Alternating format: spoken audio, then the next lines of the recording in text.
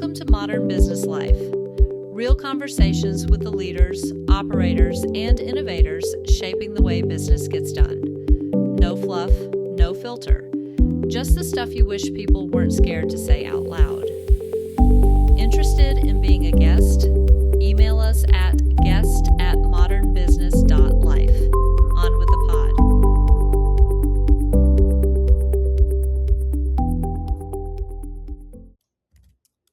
Welcome back to the pod. Today's guest asked a question a year or so ago that he couldn't put down. Why does marketing even need this many people? Then he spent a year actually testing it, mapping every function on the marketing org chart against what a machine can genuinely do now versus what still needs a person. His conclusion, roughly 80 to 90% of marketing work is repetitive and data bound, and a machine can probably do it better. So he built the operational model that flows from that. One senior operator supplying strategy and context, 50 plus tools wired into one real-time API doing the rest. He's the founder of AscendGTM, a fractional CMO practice for PE-backed B2B SaaS companies. Before that, he was the VP of marketing at MacroFab, which is near and dear to my heart, going back to my semiconductor brokerage days, and an Edison Partners-backed electronics manufacturing SaaS, where a 3-person team generated $200 million in marketing source pipeline at a 10-to-1 ROI. He holds an MS in engineering management from Case Western. He's based in Dallas-Fort Worth, just like I am, and he has some of the sharpest writing on AI-enabled go-to-market that I've come across. Mishaal Murawala, welcome to Modern Business Life. Thanks, Colin. Great introduction. Yeah, so look, let's dive right into it. The part that I'm most fascinated about is you've strung together all of these tools. I think there's a lot of people out there that are doing just that. They're looking at Gong and Apollo and all these things, saying, how do we wire these APIs together to where we can do more marketing faster with the team we have or even a larger team? When you pull back, though, that's pretty complicated. Like, how long did it actually take you to crack the nut on how to string these things together? I'll try to keep it short, but think about this way. I really started my consulting work Feb of 2025. I was still dabbling into AI a little bit with ChatGPT, mostly around content queries and data analysis. I got my very first client in February itself, and I was still managing their HubSpot pretty manually. I was still clicking all the buttons that I needed to. It wasn't until June of 25 is when I'm like, man, like this needs to stop at some point.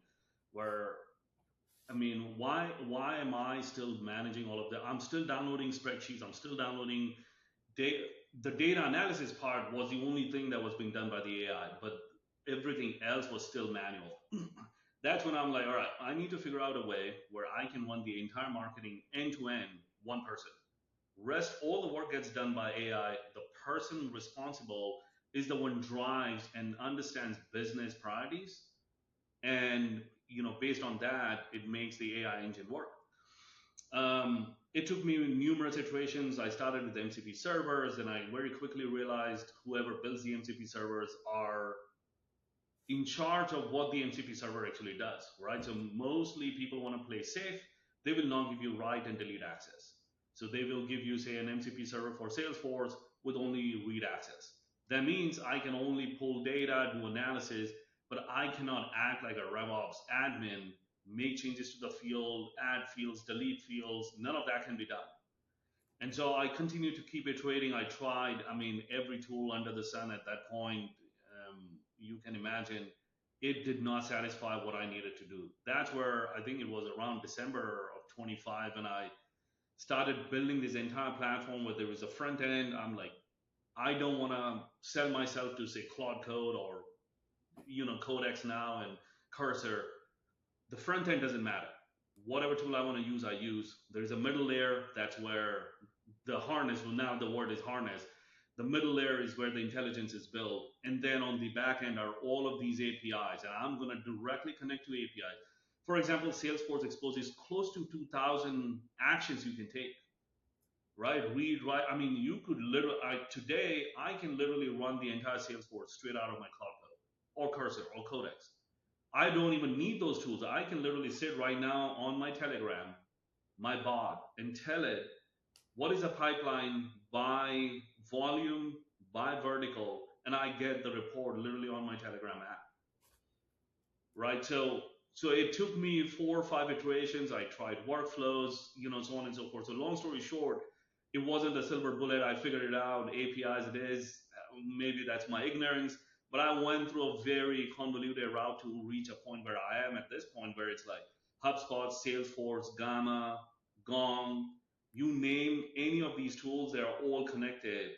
And now I just need to come up with a plan and be like, all right, I want to automate um, um, branding and messaging documentation.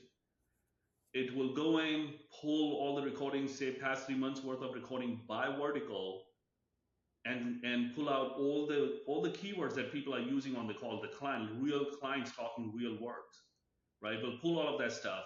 It is connected to whether you want to do it in a spreadsheet, you want to do it in any of your tools where your messaging resides. And every 3 months, you can update your messaging and positioning and taglines based on what the real conversations are happening. So the debate that used to happen, no, let's try this, let's try that, is completely gone.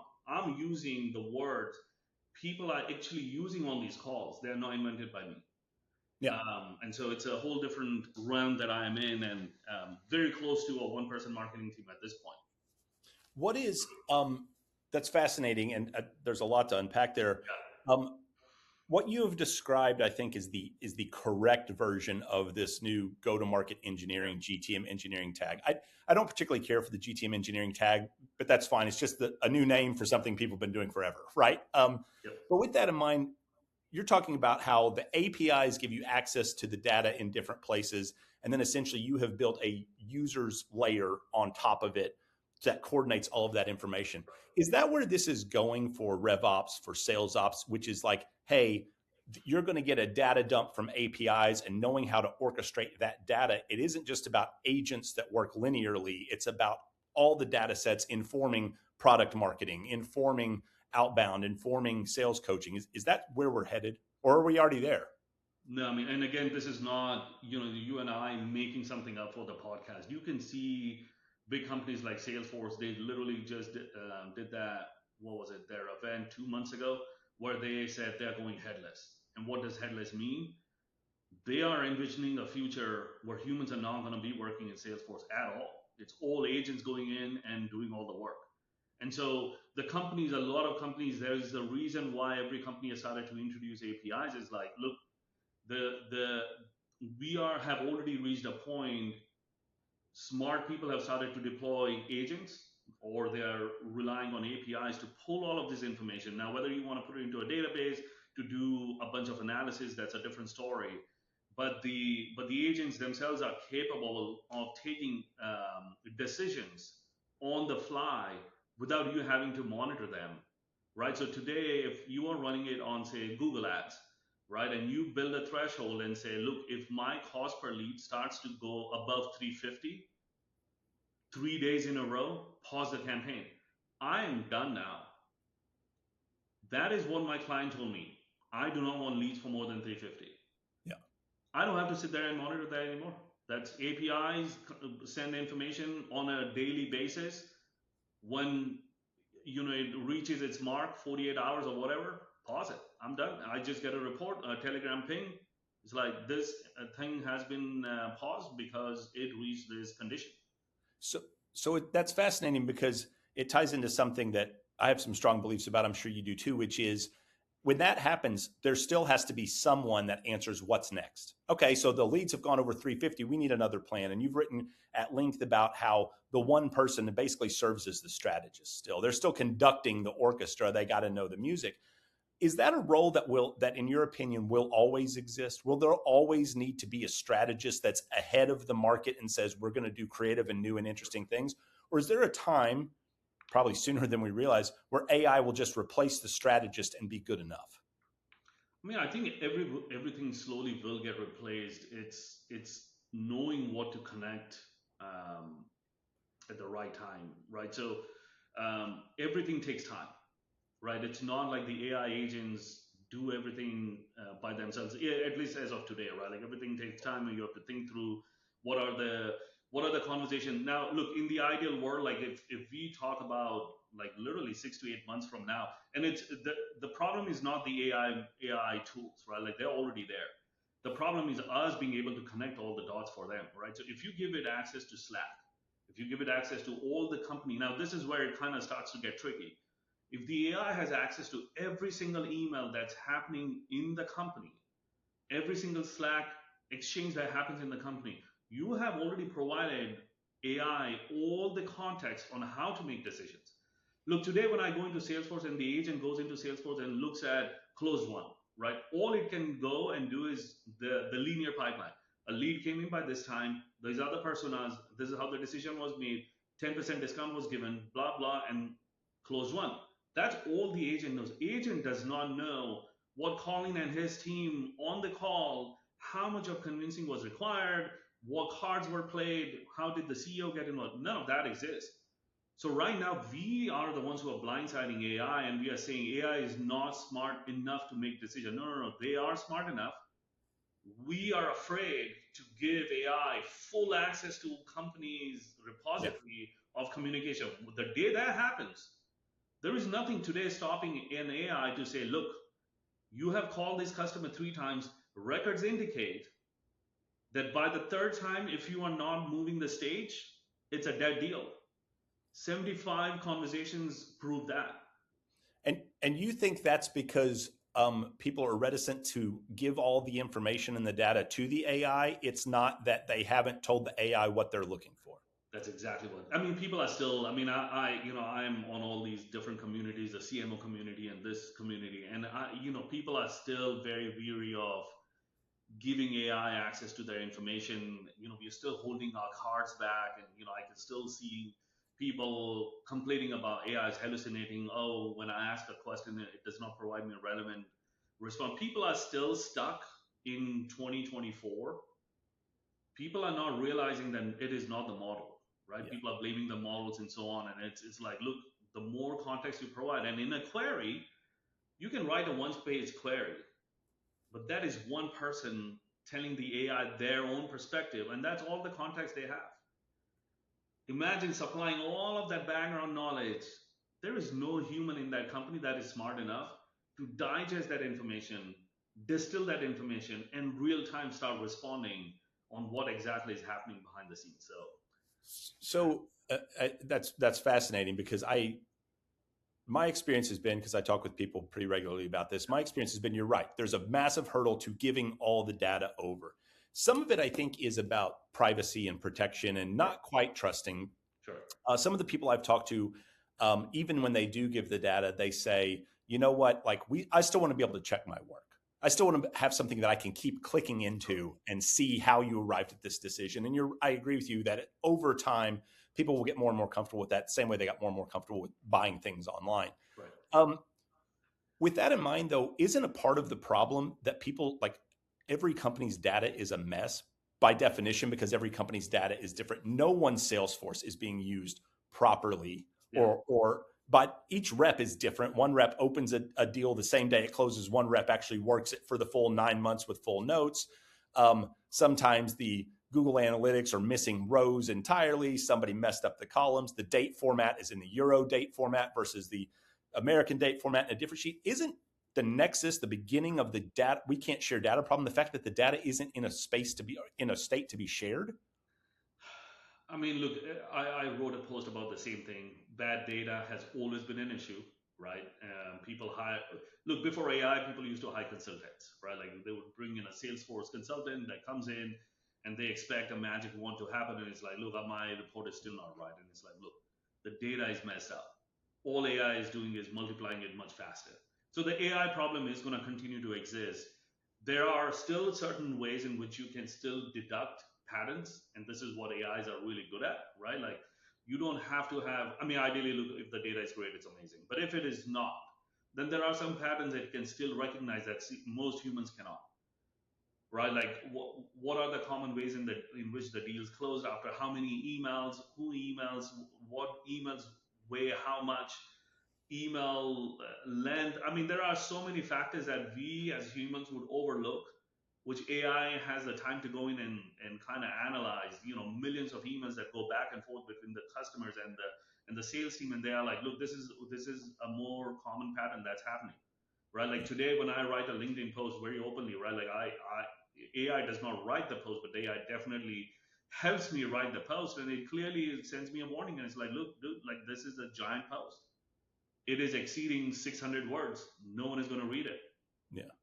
Right, and that's exactly how the future of our communication is going to be. It's like, look, when you send a client email, clients do not read emails that exceed 200 words, and that, Or there you if go. you use the word, because like one of the early parts of this is if you use the word client when Yeah. your prospect uses the word customer, that Correct. the mixed nomenclature is a real issue.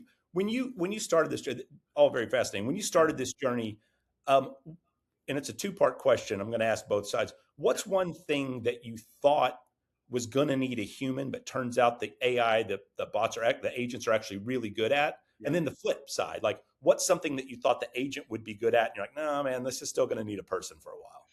I think the strategy part. I think there is a big portion of us as humans who think we are so smart, and we are very strategic compared to an AI.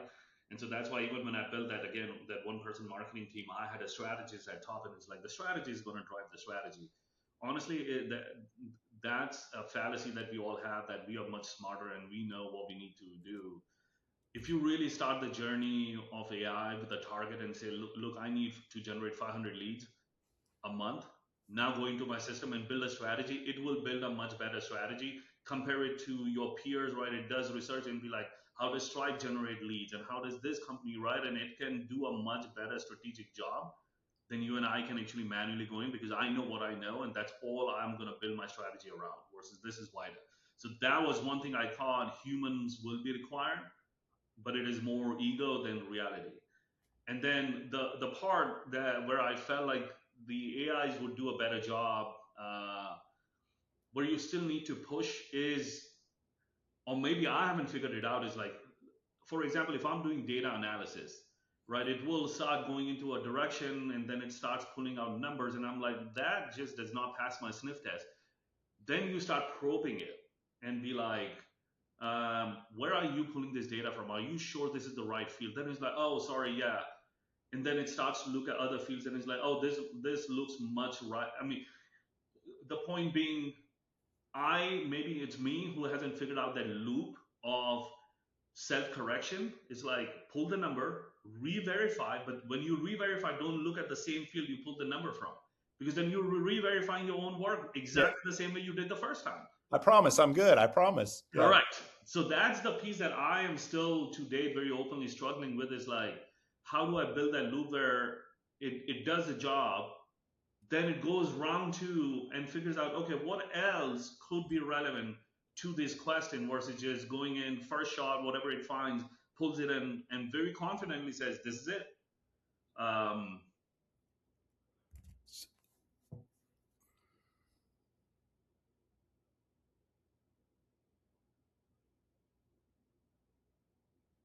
oops. Oh, my camera There, angle. there we go. Yeah. Yeah. Now you're back. Yeah. Okay. It says it's going to continue. All right. Good. I don't have camera with you, but I think we'll make it work. Okay. Yeah. So when you were at Macrofab, you had 92% um, 92% forecast accuracy for 3 years. What's the hardest thing to make visible that most marketing orgs are flying blind on? Because you talk about mining calls for language of the prospect, et cetera. That forecast accuracy is really impressive. Like, what's the thing that most folks are missing that makes them miss their forecast accuracy when it comes to this data and processing it? I think a lot of times, it's very honestly, it's being true to yourself. And again, this is before AI came in. It used to be the human pattern recognition, where you would go in and be like, look, dude, like $8 million deal. The pattern clearly suggests it's a eight month sales cycle. I know the client has been saying that they're going to sign the contract. It's month number 4. There is no way we guys are going to get. So I would be more cautious. My pipeline forecasting would be more cautious than